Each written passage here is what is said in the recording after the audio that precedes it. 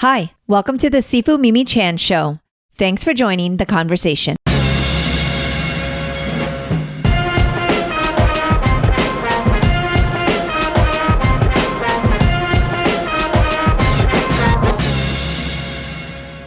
It's another episode of the Mimi and Greg Show.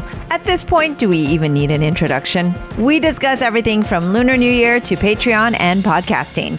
Greg gives some very good advice on learning to accept gifts graciously and what he has been doing for self-care. I'll give you a hint. It involves Dimension 20. I also get updates on The Old Guard 2 and Lazarus Risen 7. At the end of the day, it's just another Mimi and Greg episode of tangents and laughs.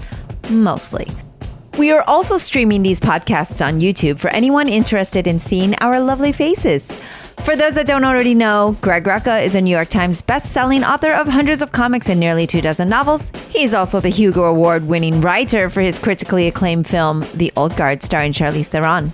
I'm loving these conversations and hope you are too. If you are, please rate my podcast on your platform of choice and share it with others. And if you would like to support with a donation to help keep this podcast going, you can become a patron of the show by visiting my website or patreon.com/SifuMimiChan. I would actually like to take this moment to give a huge shout out to my patrons who recently upgraded their Patreon status.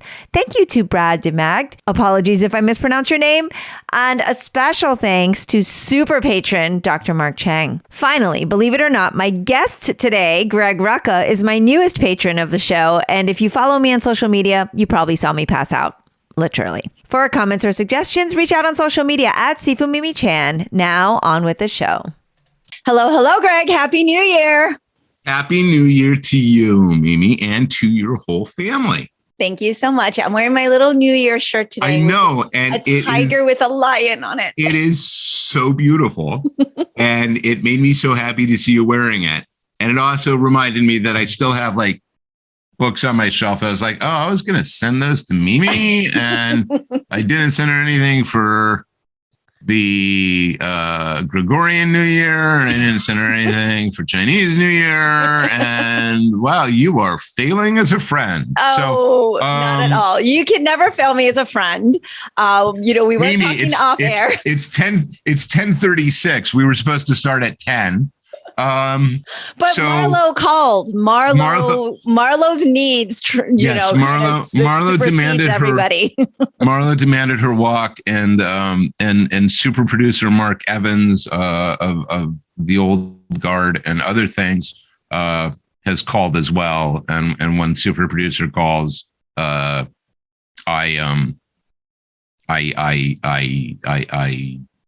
answer. Do the thing. Like I was trying to figure out how to get from there to you say frog and I just say how high and start jumping, but I couldn't bridge it. Yeah. So, it's good. Happy, healthy New Year to you and everyone. So. Thank you. And again, you don't need to send me things. I mean, you can send me things, anything to do with Lazarus, I will say, I'm going to say this, all right? Because I think this is important, and I say it a lot. Like my dear friend Oz, who is sort of the Uber moderator on Discord and handles the Lazarus social media and stuff like that, will always say, you don't have to send me whatever. And I'll say, yes, I know I don't have to send it to you. If I did have to send it to you, it would be a tribute. It's a gift because I want to send it to you. You see, that's the difference. Yes. If you said, Greg, if you want to be on the podcast, I require that you send me a box of chocolates and a bottle of champagne. That is a tribute. You see that, or more crudely, a bribe. Right. Which would really be the other way around. It's probably me sending you the box of chocolates and a bottle of champagne for you to be on this podcast.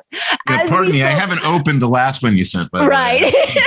I mean, let me go get it. We spoke off air. I passed out on social media because Greg Rucka, was a supporter on my Patreon, which half my supporters are here to hear you. So there's just some irony there. But the other half aren't. I have also learned, and this is something I've been actually practicing. This is my new practice of graciously accepting support and just being grateful and having gratitude and allowing people to express their generosity in whatever way they would like, right? And so instead of going, oh, don't do that, or oh no, you shouldn't have, I was very intentional about just telling you I appreciated you, of course. And then I told you on air, don't send me anything. No. Yeah, I need to keep practicing. but one is from a joking place and the other is, and yeah, it is hard to graciously accept kindnesses. Of any sort. We are all so programmed to believe we do not deserve nice things, or and nice things is like a big bold-faced, 48-point type centered, heading of the list of what is a nice thing. Yeah. And that's everything from somebody buys you a cup of coffee to somebody says something nice to somebody sends you a thing. I think that is a much more worthy New Year's resolution than mine have been, perhaps. I think it's interesting. There's been this, Amanda Palmer's whole thing about don't be afraid to ask for what you want, and it's like, yeah, you know what? That reeks of entitlement. The step from there to pursuing, working for the thing you want. Working for the thing you want isn't asking for it, maybe part of it, but it shouldn't be the whole of it, right? Right. But being able to accept graciously is 52 and I suck at it. Like I say, you saw on talking about social media. And speaking of which, I thought it was very convenient that there was a camera handy when you passed out. Yeah, there's a lot of security cameras in my house. I was just going to say, are you constantly being filmed for a documentary? Just in case, you never know, and yeah, so that was very convenient. But also, I tried to have the Coltrane playing, it's just all like, very Greg. I was very touched. Ironically, it had been something that I had been meaning to do for months and finally realized I just hadn't done it. Simply because, and I suppose there's a weird sort of vaguely masturbatory element to, I am going to support the podcast that I so often appear on. It is maybe a little self-aggrandizing, but think of the donation, right? The Patreon donation is for all the times I'm not on it. Let's view it that way. Like if I bump it up even more, you'll have to have me on less. Oh, okay. Right. Well, another thing is like, and this episode in the pre-roll, you're going to hear like a lot of shout outs because I've had so many supporters recently because because of me learning to accept graciously. And it's this practice I'm having. And one of my really good friends is helping me with this, shout out to him, but he's like, we're not just helping your podcast, like all the work you're doing that we don't want to do, the Asian American community, all these things. He goes, that's important. And us giving you more, enabling you to do that. And if we can help in any way, if it's through the podcast, if it's through whatever, but it helps my work. Right. And so he kind of pointed that out. So you don't have to feel like you're supporting your own podcast. No, I and I think your friend is absolutely correct. But I do very much, as you know, appreciate you, not just for podcasting and stuff, but just your friendship alone has been thrilling. And I always say, one of the only good things that came out of COVID is that I got to talk to Greg Rucka. We did this, yes. Look, I feel the same way, and I think you know that. Yes, yes. Awesome. And I saw the very cool Hugo Award come in. Oh my God. Before I even read what you wrote, I was like, that so could be a weapon. And then I saw that you wrote that and I was like, of course, we're on the same page. The base has to be at least 6 pounds itself. Ooh. It's literally one of those things that you have to go thunk. I love it. And it comes in two parts. You have to assemble it. Right. Seriously. And the kind people at Discon 3, the Hugo Awards people had sent out an email. I want to say like, because I was getting the emails, the generals like the awards are going to be tonight. And so there was literally an email saying, just so you know, for those of you who win the award, be aware you're not going to be able to take it and carry on. Like if you are flying home, it's going to be a problem for you. It's substantial. And I was like, okay, I get that. I've seen what it looks. No, it does not remotely. I've got, this is going to sound horrible. No, I have like, tell us about the awards. 6 Eisners in this room, right? Of various, I have Eisners back from when the Eisner was a plaque and not a statue, right? Oh. And the Hugo towers over these things. It literally is like, and you would be? We're sorry. I love it. Yeah, it was very impressive when you showed the picture and everything. But that was my immediate thing. I'm like, oh, so it could be a weapon. Oh yeah, absolutely. Absolutely. Yeah. Ironically, I've been listening to one of the podcasts I'm religious about is the Guardians Football Weekly podcast, which is released now 3 times a week. Wow. But there had been in their banter a question about which trophy could best be used as a weapon. And people had come back and they were like, oh, the Women's World Cup trophy. And it turns out there's a Korean trophy that's quite literally a sword. Ooh. Right. I mean, it's like literally like, no, it's a sword. Right. It's a sword. So that's the hands down probably winner. The one. Yeah. But I feel that the Hugo could probably be a close second. Yeah. Because it looks sharp too. It is. It's like a blunt and a sharp object. It really is. You can flip it around and it's going to be a really good bludgeoning weapon. And one good thrust with that is going to end the conversation. So this needs to be written into your next something somehow. And there happened to be a Hugo Award. It's a murder mystery. So, yes. This needs to be written in something. I don't know what. You can't write something like that because then it goes out in the world and everybody reads it and goes, oh, he's just doing this because he wants to get nominated for another Hugo. Not at all. I think even if it's a short story, I'll take it. I think there's something here. And I think our audience is probably like, wow, they've gone down the rabbit hole of award weapons. Well, not only have we gone down the rabbit hole, but apparently half of your audience is like, good, they've gone down the rabbit hole. They are. So, I can't even remember if we were on or off air when we were talking, but we get so many comments about, oh, we just kind of like hearing you guys, talk and go and discuss. I'm like, why do I even bother doing prep for podcasts? And I get that with like when Oscar and I podcast as well, I'll have this focus and then 5 minutes of focus. And then all of a sudden it's tangent. Well, we don't interview anymore, right? What this has turned into is, hey, everybody, listen to two friends catch up. Absolutely. And I think it's great because you have so many interesting things to share also and opinions. You always have good opinions on things. And but people also want to hear about your work.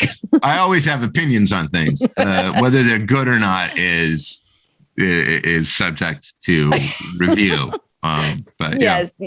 I know it's kind of interesting to have just gone on the podcast with you where we had Robert and Dave on and Compass because I was like, oh, it feels so formal with like Greg in the room. It was very, very strange. I was like, wait, I got to stick to, making sure we talk about Compass here. Like I wanted to talk about Australia and being, dumped out into the wilderness as a teenager. And I like really wanted to go down that rabbit hole, but I was like, okay, let's bring it back to Compass because we're here to talk about the book. Well, have them on and do that conversation. It's weird because, and it's, I love them. They are friends. They're also new. Mm-hmm, right. Mm-hmm. So every time they go on a podcast, right, they're still figuring, and they have a totally different problem. right? You and I talk like we're in the same room. So we talk over each other and we get excited and so on. They have the problem of being a writing team and still working out who says what about what and where the other one can come in. Yeah. And then, right, they're also engaging in many ways on this, like, we're here to talk about our book. And it's like, and all of this is true, right? And no slight at all. It is just literally like, yeah, give them another dozen, they'll have it down. It's practice makes perfect. Practice makes perfect. You gotta, but also I think it was relaxed. It wasn't too bad. I just meant compared to my normal podcast. I actually thought we were relaxed and we did get some fun stories out of them and everything. But it was also though, whenever there's more than one person, there's always a bit of who goes next. Yeah. It's not even them. It's really that, okay, where there's four of us there and nobody wants to talk over and and it's worse on a Zoom / Skype / Discord / whatever 100%. It's exacerbated. No, I didn't. I mean, this is not me going, yeah, it was a bad interview. It wasn't. It was great. I mean, it was terrific. But it was also one of those ones where I'm looking at it and I'm like, yeah, give them another 6 months of this, and they're going to be like, I went out into the outback and I killed a dragon, and then, I want that exclusive when that dragon killing story comes out. Yeah. We'll let them know. But yeah, it's been a lot of fun, and I definitely hope Compass gets its renewal or however it works in the comic world. It's gonna the big factor is gonna be how the trade sales go more than anything else. Mm-hmm. If the trades earn out. So the way it works, right, is unless you have quote unquote hit with your floppies, in the main, your floppies are gonna be in the red when you're done with however many, right? So if it's a 5-issue miniseries, because of the nature of the market, right? Previews comes out 3 months in advance of the first issue. So you order issue 1. And it's a new thing. And if you've gotten some word of mouth or some buzz, or you see something about it that you like, retailers will order up on it, right? Then the next month comes and it's the second issue previews, and the first issue hasn't come out yet. And retailers go, well, I'm in the hole on issue 1 by X amount because I ordered X many, and I don't know how it's going to do. So I'm going to reduce my orders. Oh, okay. And then the solicitation for issue 3 comes out, and they go, well, I've ordered issues 1 and issues 2, and I haven't moved any of them because they haven't come out yet. But I'm now even deeper in the hole, so I'm going to cut my orders even more. Then month 4 happens and issue 1 comes out.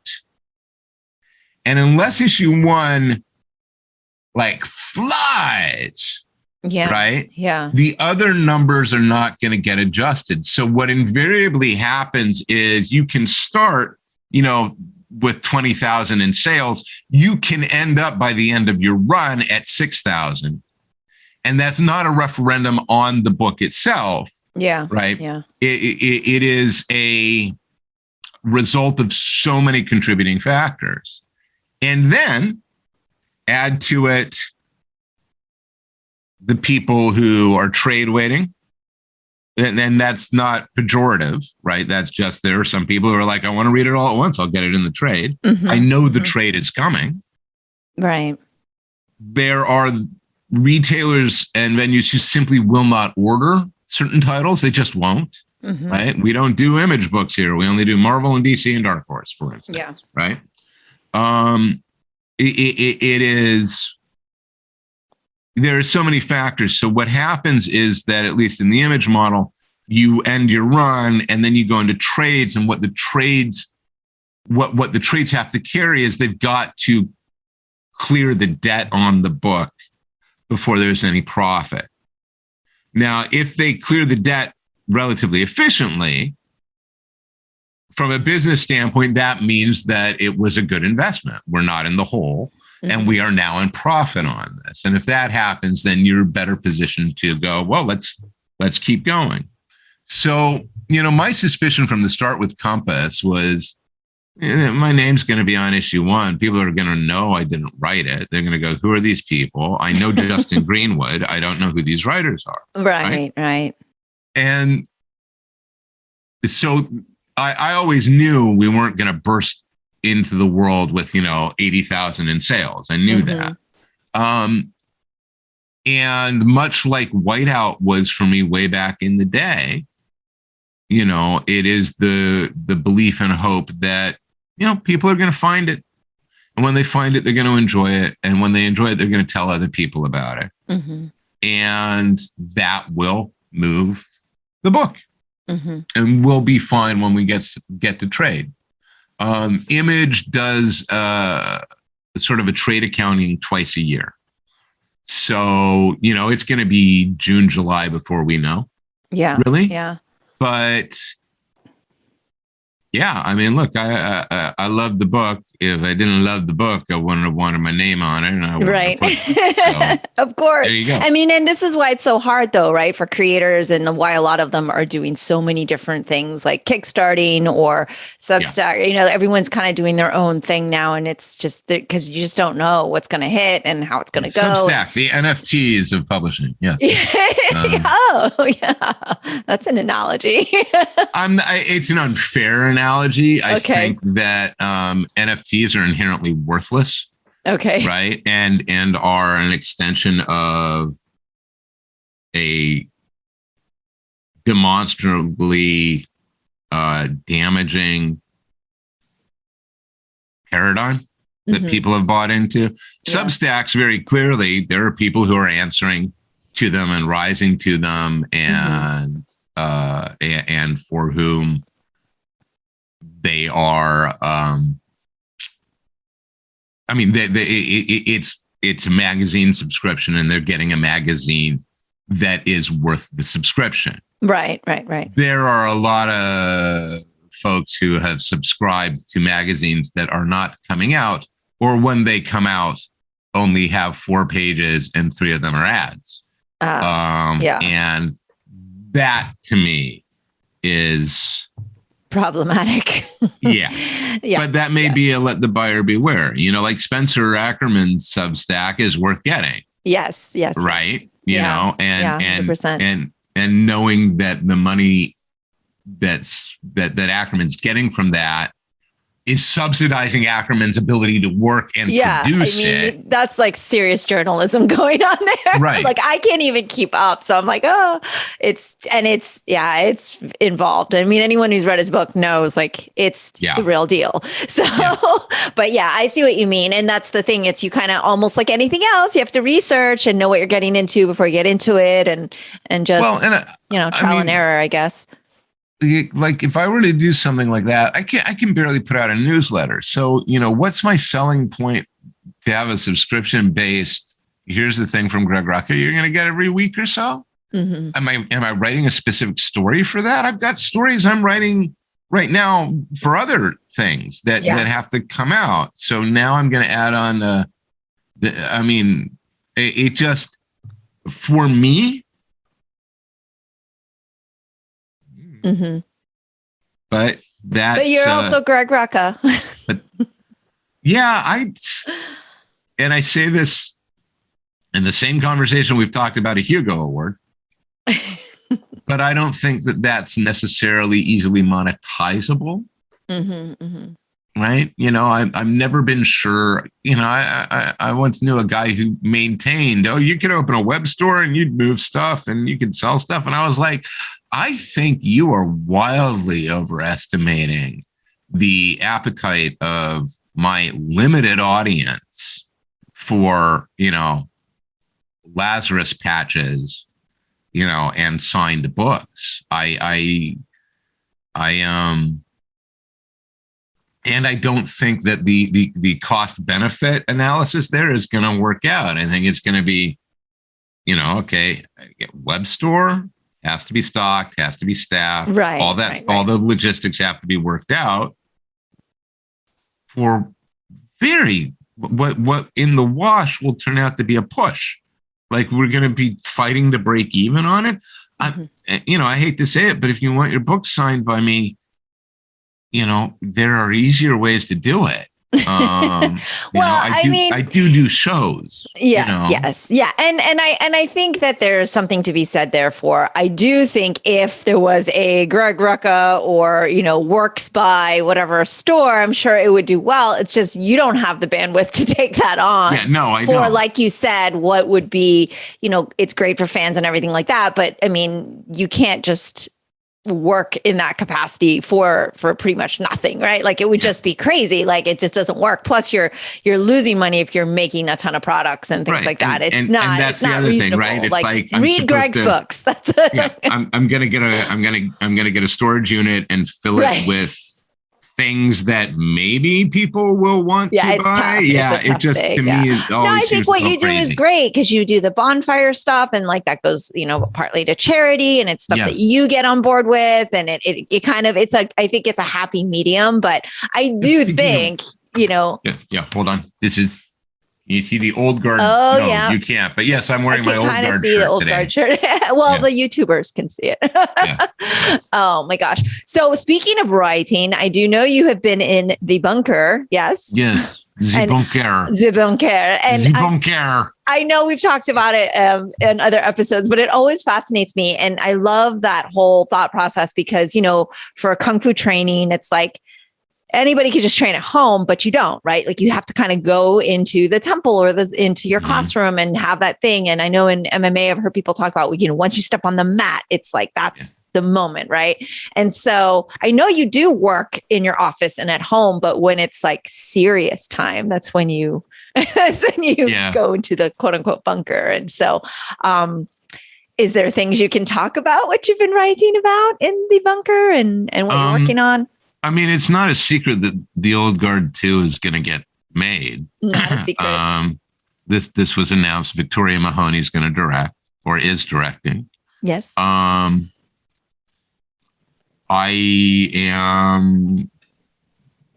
been working on what will be the official second draft. Pre-production is underway. And that's pretty much all I can say, simply because Vic will probably appear behind me with a knife if I say anything. Or your Hugo Award. I will say, yeah. I mean, yeah, that I suppose that's valid. And I'm looking around my office and I'm going, there are actually a lot of weapons in there. Are a lot of weapons in your office. Yeah, I'm like, there's a claymore, there are 2 sai, there's a Spartan sword. I mean, there's the bag full of fencing, but yeah, you know what? Somebody wouldn't have to go. See the entryway. That's I was going to say somebody wouldn't have to go far. I'll say this about Vic because I think it is not something she would disagree with or object to. Vic, was on Rise of Skywalker, and you can imagine the security surrounding that production. Oh my gosh, yeah. Like, just the have to keep things under wraps. Under wraps, yeah. And like Vic's security protocols are like, I'm paranoid.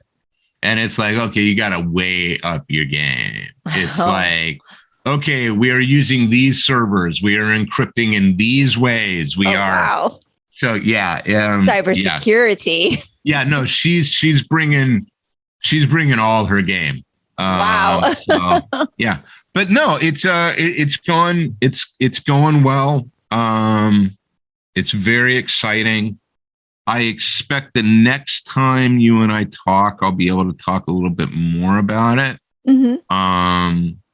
But yeah, pre-production is underway now. We are slowly starting the train rolling.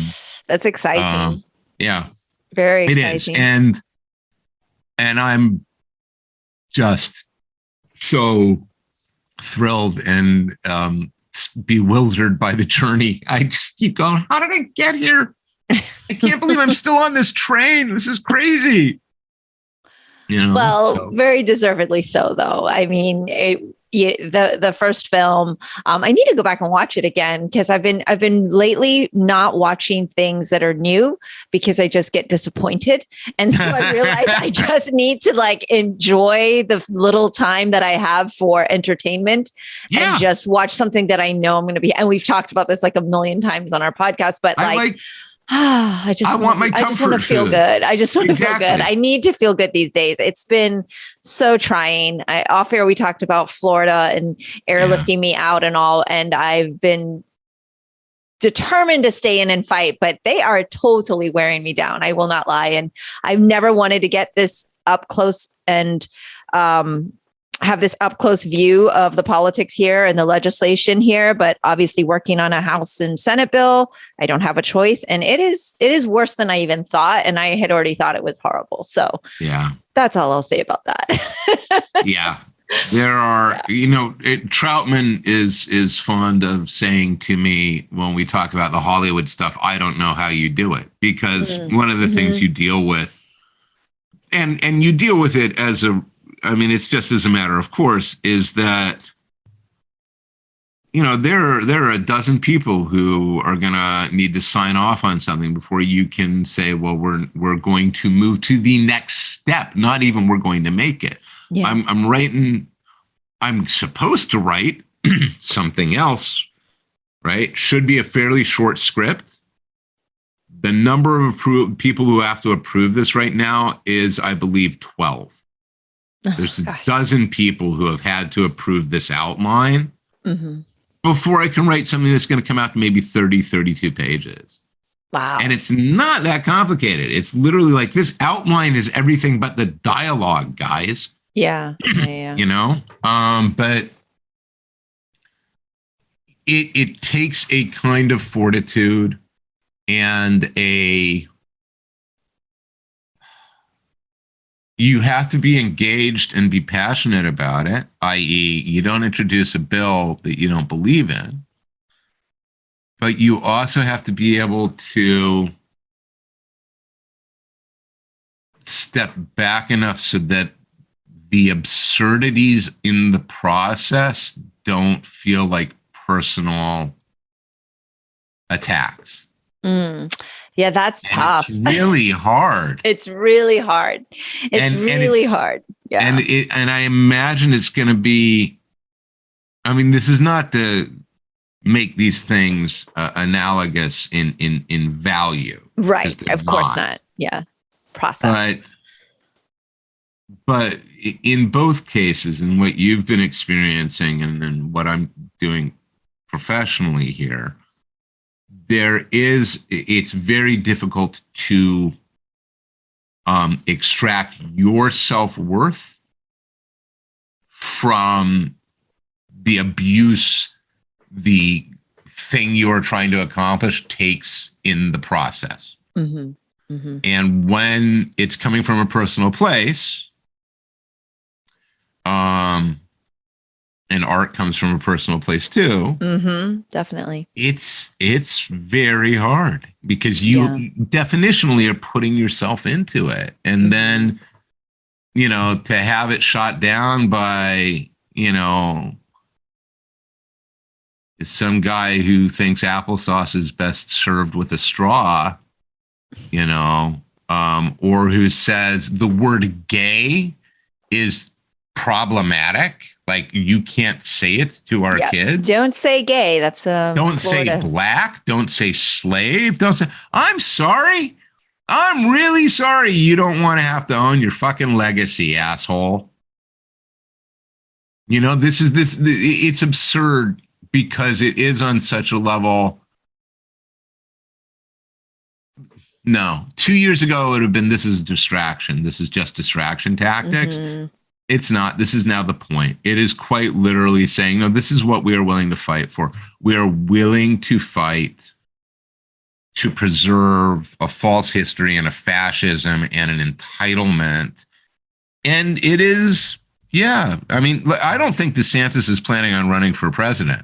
I think he's planning on running for president of the seceding states. Yeah. That's what I think. That's what I think we've got here. I think he and Trump are going to get into a dick fight over it. I find it interesting that Trump squats in Florida. I'm very curious what the communication is between those camps. Yeah, me too. I try not to think about either of them very much, but it's kind of hard when you're faced with it daily. Yeah. But you're right. And I think about you often because we've had so many conversations on, current affairs, the world and whatnot. But like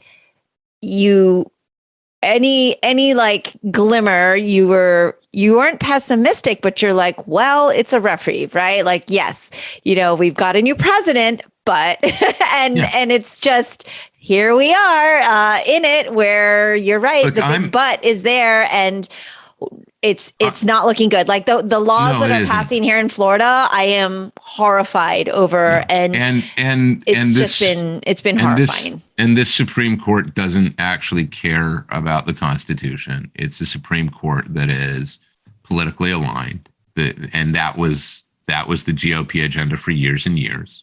Mm-hmm. When the RNC is censoring its members and saying January 6th was legitimate political protest, like, I mean, we can all see it. Everybody who's looking can see it. I understand the impatience with the Justice Department and the committee. I understand that if you are going to subscribe to the rule of law, you have to be precise and correct in its application. You can't rush. I get the impatience. And I can accept certain things, and I try to be aware of the things I am not aware of, what I am not seeing. Mm-hmm.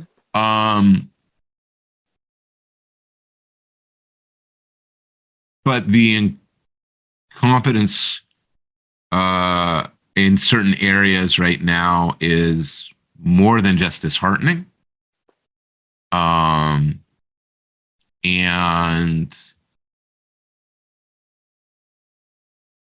I have days when I'm like, well, you had your chance and you blew it. Mm-hmm. You could have moved to make right. And all you are doing right now is forestalling the inevitable. Fall is going to be ugly. Fall is going to be ugly. And the media is not helping. The bullshit journalism. Literally, people should be fucking rioting over the revelations that Trump was destroying documents in office, stole documents, right? Mm-hmm. But Fox News, right? I mean, and this has been remarked. But her emails. Yeah, exactly. Oh my fucking God. Could your hypocrisy be even greater? But they get away with it. Actually, no, it couldn't. It literally could not be. It is the party of look at them, whatever you do, don't look at us. And so, I mean, look, we have to fight, and we have to keep fighting, and we have to keep being loud, and we have to keep jumping up and down, and then we have to take weekends off. There it is. No, I'm dead serious. Right. Our mental health can't really handle it. There's a terrific Robert Reich video that he put out, I want to say about 6 weeks ago. Okay. Where he quite literally was asked, he was answering, how do you keep going? Yeah. And he was talking about, this is the team I work with. This is the way we support each other. This is how we stay healthy. And this is where we disconnect. We take time to disconnect, and you have to do that. And this is where, social media and iPhones and so on became this perfect storm of toxicity. It's one thing to say, look at and I've said before, the root of all this evil is greed. right? It is all greed. And you can go and say it is greed, right? Mm-hmm. Everybody, the mobile phone, the smartphone changed the world. It is a platform that was immediately monetized, and one of the ways it was monetized most greatly was in social media. So now we are locked in this cycle, and that cycle eroded a whole bunch of things, right? And it's very difficult to get out of. It's very difficult to escape. And you can't, just because you don't like the tank, you can't ignore the tank, right? I mean, you're going to have to deal with the tank. It's going to run over the house otherwise. But that means that you just can't throw everything at it. You've got to be able to pick the attacks and to regroup and recover in between. Mm-hmm. So. Yeah, no, I'm feeling it. I'm definitely feeling it. And it's been hard too, because it's not like it's just me, right? So it's not just me going up there. It's not just me writing this and working on this. It's like I'm rallying an entire community that have done things they've never done before. And that's the great part. And I'm trying to hold on to that, right? This community here in Florida, across the state, have come together in a way they've never come together before, made calls, wrote their legislators, things they've never done. You know, I had 10-year-olds doing civic now they get to engagement, right? now they get to bring the threats, which is my money will not go to you. And I will do everything I can to get you out of office.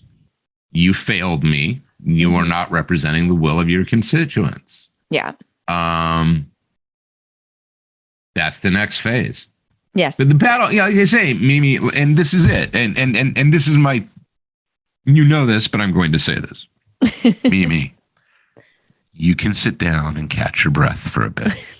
All right. You just went 15 rounds. And before you get into another fight, and you know you will be getting into another fight, you get to lick your wounds and you get to heal up, and then you go back. Because you know you're going to go back. You know you're not done. Oh, yeah, you know me too well. I know. My husband's going, oh boy. Here we go. But it's a long-term thing, right? Like I knew this wasn't going to be I'll be done in like 5 months. It'll be pretty quick and easy. I mean, nothing's easy here in Florida anyway. This is a lifetime thing. It's a lifetime thing. Yeah. We those of us that are engaging in the world in an attempt to make it better, to really make it better for everyone. That's a lifelong battle, or it's lifelong work if you want to use something less martial, right? It's something that we're always going to be doing, and nothing wrong with that. Mm-hmm. Nothing wrong with that. And if you're doing it, if it's going to be your work, you get to take some vacation time. I definitely need vacation. Yeah. So when I come knocking on the door, just let me in. You have until early April, and then I won't be here. So. All right. Good to know. So, but otherwise, I know my Lazarus fans and friends we've been talking in the Discord, and we're talking about July and all of these things. And I know that you've had a lot of challenges with this issue, and over the last few months, even just writing in general has been tumultuous very for hard. you. Really, just with everything going on, but also sometimes things are just hard to write, I guess, right? Yeah. Well, and that was part of the reason why I needed to go into a bunker. But, I didn't really realize until, I think I said this before, but I hadn't realized until sometime in early December how badly the pandemic had messed with me. Mm-hmm. Because on one level, what changed? I mean, I'm still going to be in my office working. But, the last year and a half in particular has been very difficult to work forward. And then this issue in particular, Risen 7, just, oh my God. I mean, oh my God. It was Yeah, I don't think I've had a harder time writing a comic script in my career. Wow. And I don't know. I genuinely don't know if it's good. I mean, I genuinely don't know if it's good. I know that it does what I need it to do, right? But I don't know if it does it well. And this came up on the Discord last night. You know, it really is the last issue. It's the last issue of Risen, right? Mm-hmm. Not the last issue of Lazarus, but it's the last issue of Risen. And it is ending a huge part of the story as a result of that. So, you know, and then you add to that all the things that are going on, not just with me personally, but then again with Michael. Mm-hmm. And yeah, everything got in the way of this. Everything was like, yeah, let's make it really, really hard. So, you know, I'm getting about a page a day from Michael at this point. Okay. We were shooting for June, but we kind of realized if we did that, there's absolutely no wiggle room, like none. And given our luck, something would go horribly wrong. No, seriously, just given our luck, it was something was gonna go wrong. So we were like, we'll release it in July. The trade will be in September. Mm-hmm. And then in July, we'll probably hit hiatus. And then when we come back, we'll come back to end it. So, and then we're going to, you know, I want to talk to Michael about format for that. I suspect his druthers will be OGN. So let's just do 228-page OGNs and end it. And I don't want to do that. It's a periodical story. I want to tell it as a periodical. There is a piece of me that's like, well, you know, I mean, if that's what we're going to do, maybe we go back to the 32-page self-cover. We do 24-page stories again, you know, and it's going to be another 24 issues and that'll be it or whatnot. And those 24 issues, we will not start releasing, you know, until we have 15 of the 24, 16 of the 24 in the can, which means, you know, people may be waiting, but it also means that when it starts coming out again, it's going to go all the way. Mm-hmm.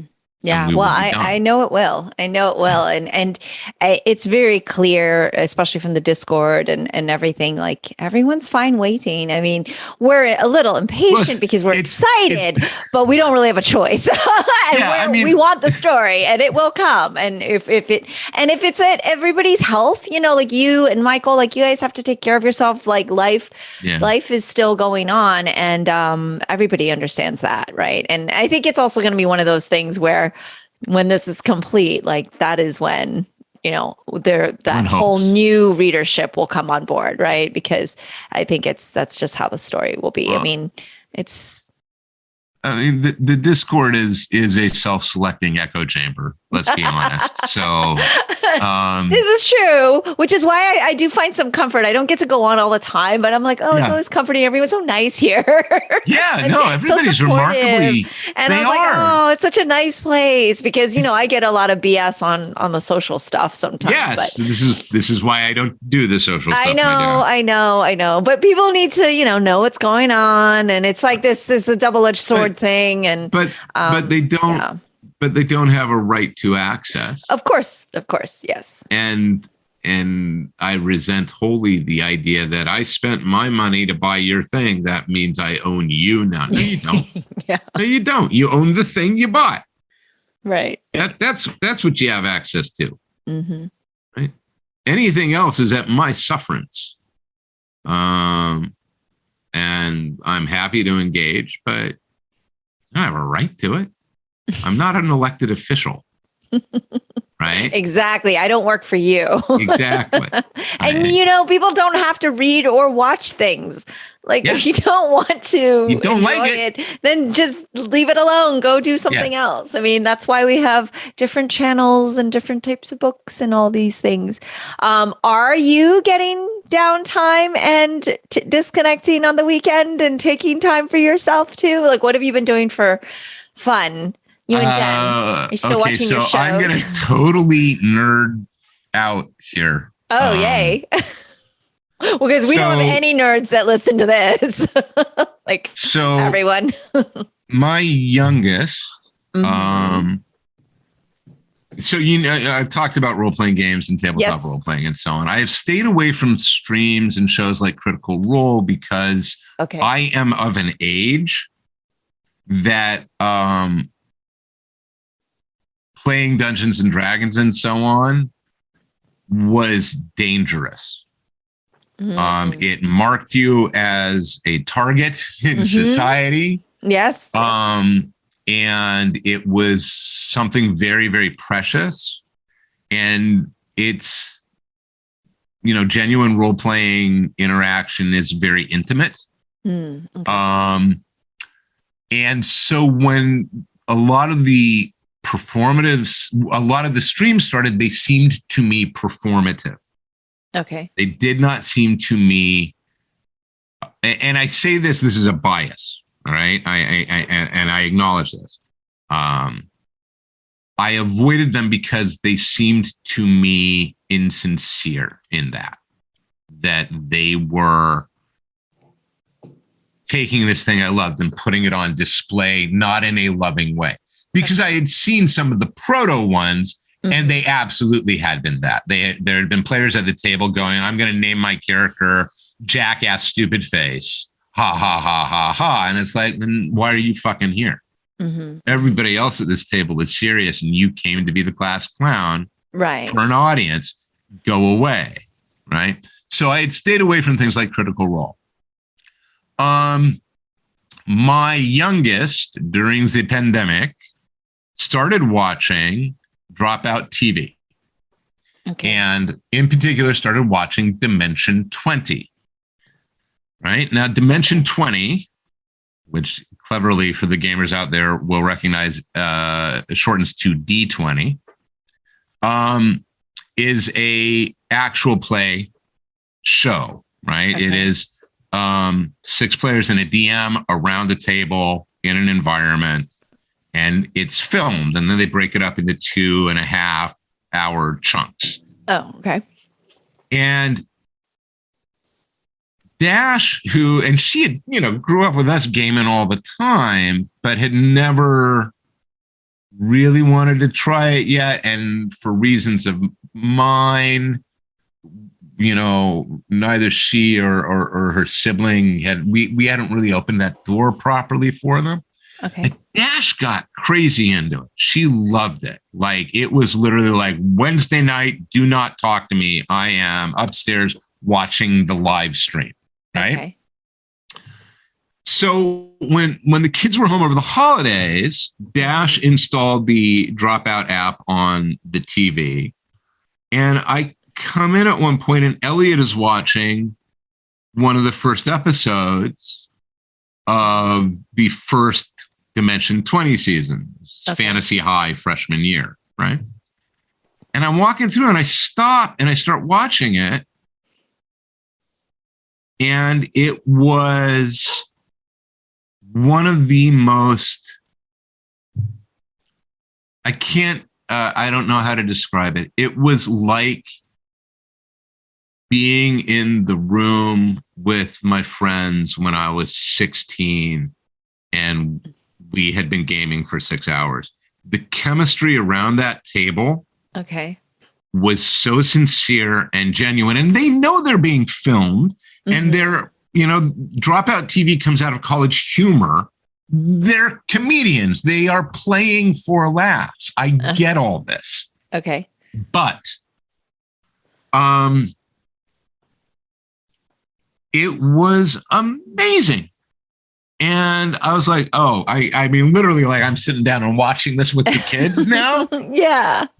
And that sort of opened up all of the Dropout TV offerings. Like, I was like, right, well, I better get my own subscription. And so Jen and I have been working through the Dimension 20 ones right now, much more slowly than our children have. But and I am loving it. I am loving it in a way that I have not had a lot of opportunity to game really since the kids were young. And the last 7 years or so, most of my role playing has been done by play-by-post gaming online, which again, it's much slower. It's not a tabletop experience. Right. Cause you just on and off. Right. Yeah.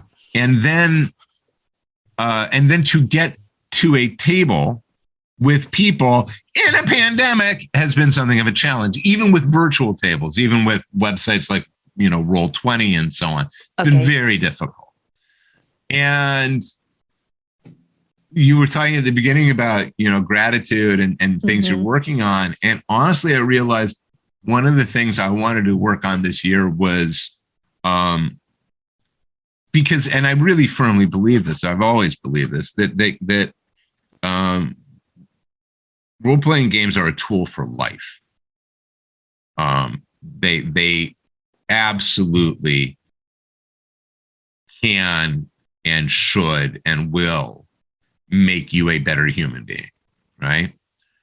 And I sort of resolved to myself that what I wanted to do was, one, try to get over my old man, cranky old 52 shouting at cloud attitude towards these young whippersnappers who have all started talking about D&D and going, no, this is loving. And I mean, look at college humor, Dropout TV. They're in their early mid 30s at the oldest, right? So that is a substantially different generation for me. They come to gaming in a different place. Right. So one thing has been like, well, I want to re-embrace this. One is I want to evaluate myself as a player and as a person who tells these stories, who runs these games, and find my best practices. And that has actually been just balm for the soul for me. Wow. Being playing Dungeons and Dragons, playing RuneQuest or Call of Cthulhu or whatever the game was all throughout high school and into college, and was so integral to who I am. And sort of the realization that I haven't been able to be there for so long, and how desperately much I miss it, how desperately much I miss the sincerity of the interactions when you are all telling a story together, and aren't holding stuff back, aren't doing that like, my name's going to be, Mick Brick hit face. When you engage with an open heart and with sincerity and with trust, and Andrew,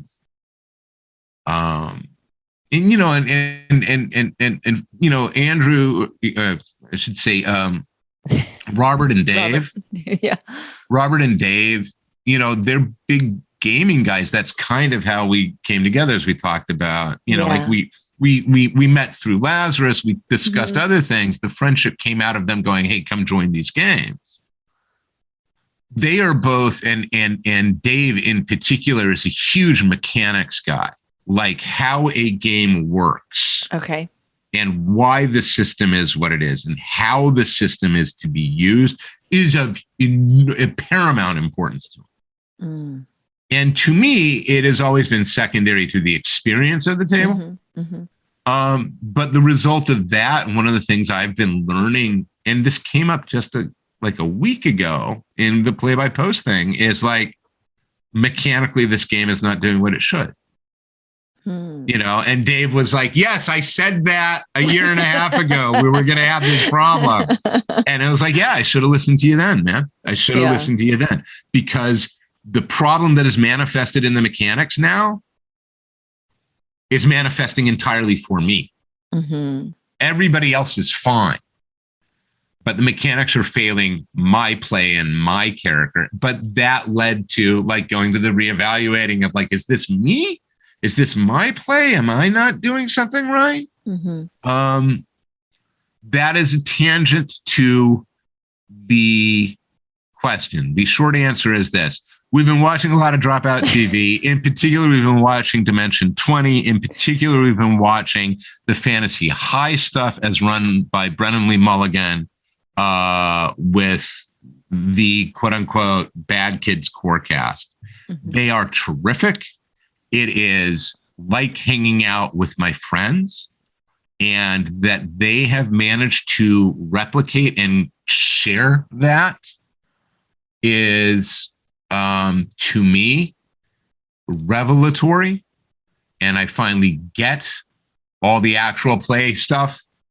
And I finally understand why these people are responsible in no small part for this enormous revitalization of Dungeons and Dragons, because if Critical Role is showing people this is really what the game can be, mm-hmm. I do not understand how you can watch that and not go, I want to experience that too. I want to be able to sit around a table and tell stories where I am amazing and where I laugh and where I cry, and do it with my friends and make friends doing it. Why the hell would you not do that?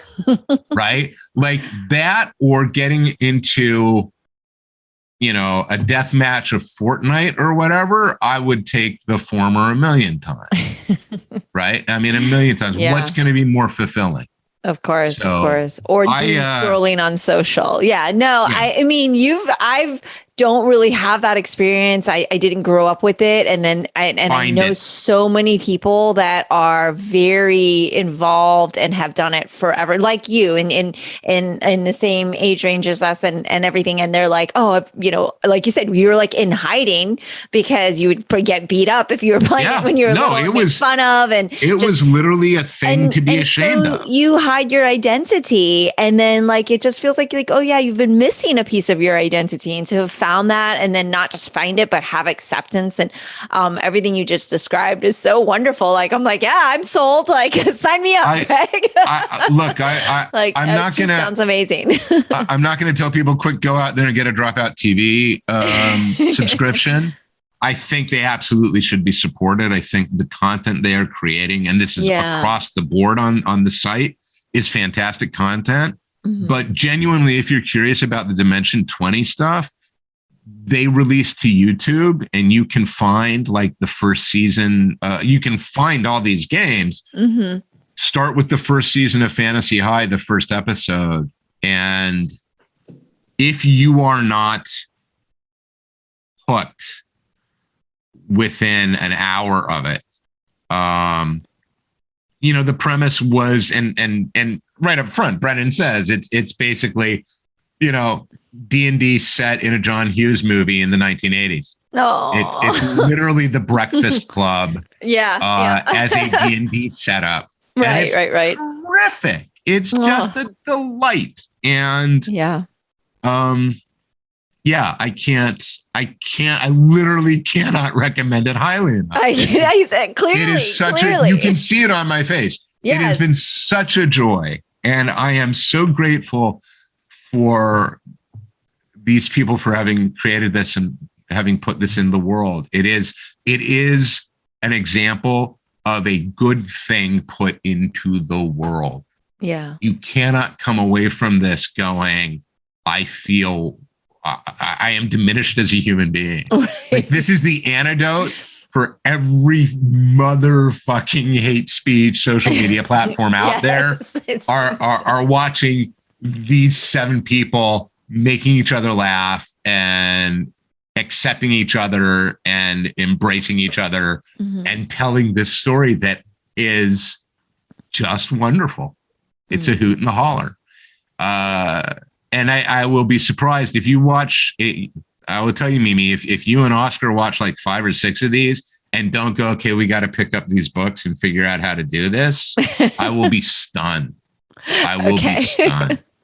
Yeah, it's more of a fear of trying to start something that I don't maybe have the bandwidth for right now to prioritize, because I'm like, oh, that all sounds amazing. It's like those Girl Scout cookies that are sitting on my counter that I just bought out of support, but I'm like, I can't actually eat these, but Yeah. yeah, It is an investment of time. Right. I would argue that it is the same investment of time as taking a hot bath or having or going out with friends. Right. Or it is a manner of self-care, and I would advocate for it. And that's sort of what I came back to, which is I've been missing this for so long.